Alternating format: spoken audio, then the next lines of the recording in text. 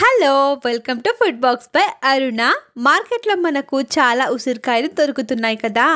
అవి అవైలబుల్గా ఉన్నప్పుడే మనము ఏదో ఒక రూపంలో ఆమ్లాన్ని స్టోర్ చేసుకోవాలి. ఎందుకంటే ఉసిరికాయలతో మనకు ఎన్నో బెనిఫిట్స్ ఉన్నాయని చెప్పేసి మనందరికీ తెలుసు.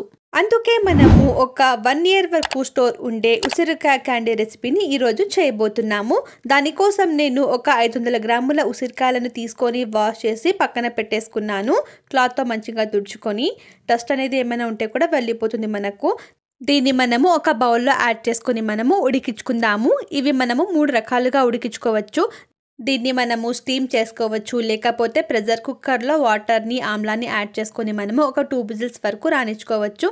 లేకపోతే ఒక బౌల్లో వాటర్ని ఉసిరికాయలని యాడ్ చేసుకొని ఒక 7 minutes వరకు మనము బాయిల్ చేసుకోవచ్చు.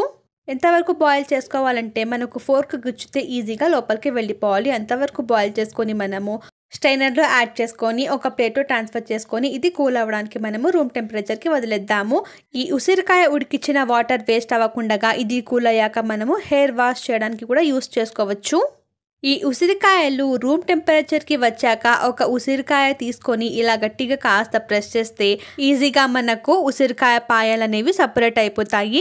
ఇలా మనము పాయలన్నీ సపరేట్ చేసుకొని విత్తనాలన్నీ సపరేట్ చేసుకొని పక్కన పెట్టేసుకోవాలి. ఒకవేళ మీకు ప్రెస్ చేస్తే కూడా పాయలు సపరేట్ అవ్వకపోతే మీరు ఇంకా 2 నిమిషాలు బాయిల్ చేసుకుంటే సరిపోతుంది. ఇలా నేను ఉసిరికాయ స్లైసెస్ అన్ని విడగొట్టేసుకున్న తర్వాత ఈ ఉసిరికాయ పాయల్ని సిరమిక్ బౌల్స్లో కానీ గ్లాస్ బౌల్స్లో కానీ యాడ్ చేసుకుందాము. ఇక్కడ బౌల్స్ చిన్నగా ఉన్నాయి కాబట్టి నేను 2 partsగా నేను యాడ్ చేసుకున్నాను. తరువాత ఇందులో స్వీట్నెస్ యాడ్ చేయడానికి 500 గ్రాముల ఉసిరికాయలకు 200 గ్రాముల షుగర్ని తీసుకొని ఇది పౌడర్ లాగా రెడీ చేసుకొని మనము ఇందులో యాడ్ చేసుకుందాము. యాడ్ చేసుకున్న తర్వాత మనము ఒక 2 నిమ్మకాయలు తీసుకొని ఒక్కొక్క వాటిల్లో ఒక్కొక్క నిమ్మకాయ మనము పిండుకుందాము. ఇలా నిమ్మరసం యాడ్ చేయడం వల్ల మనకు కలర్ అనేది మెయింటైన్ అవుతుంది. చక్కెర పొడి నిమ్మరసం యాడ్ చేయడం వల్ల కలుపుతుంటే ఆటోమేటిక్గా మనకు వాటర్ అనేది రిలీజ్ అవుతుంది. ఇలా దీన్ని కలుపుకున్న తర్వాత మనము లిడ్ అనేది క్లోజ్ చేసుకొని ఒక 24 hours వరకు అలాగే రూమ్ టెంపరేచర్లో వదిలేసేయాలి. 24 గంటల తర్వాత ఉసిరికాయ పాయలను చెక్ చేస్తే అది తీయగా లేకపోతే మీరు ఇంకాస్త షుగర్ని యాడ్ చేసుకొని ఒక 10 hours పాటు వదిలేసేయండి. ఇక్కడ నాకు అంతా సరిపోయింది కాబట్టి నేను ఈ ఉసిరికాయని స్ట్రెయిన్ చేసుకుంటున్నాను. ఈ ఉసిరికాయలు నానబెట్టిన వాటిలో ఎన్నో బెనిఫిట్స్ ఉంటాయి కాబట్టి మనము వీటిని జ్యూస్ లాగా రెడీ చేసుకోవచ్చు. వాటర్ని యాడ్ చేసుకొని ఇవి స్ట్రెయిన్ అయ్యాక మనము ప్లేట్లో యాడ్ చేసుకుందాము.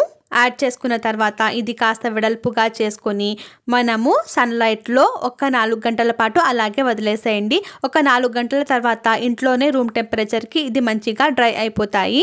ఎక్కువ డ్రై కూడా మనము చేయకూడదు, అందులో ఉన్న జ్యూసీ కంటెంట్ అనేది వెళ్ళిపోతుంది.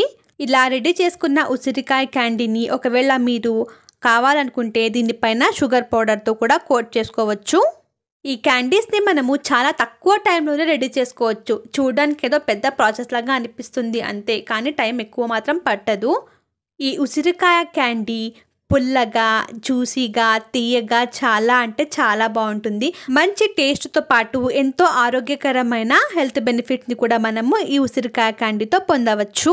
ఒక్కసారి ప్రిపేర్ చేసుకొని గ్లాస్ కంటైనర్లో స్టోర్ చేసుకుంటే ఒక 1 year పాటు మనము స్టోర్ చేసుకోవచ్చు. కాకపోతే వాటర్ కాంటాక్ట్ అనేది ఉండకూడదు.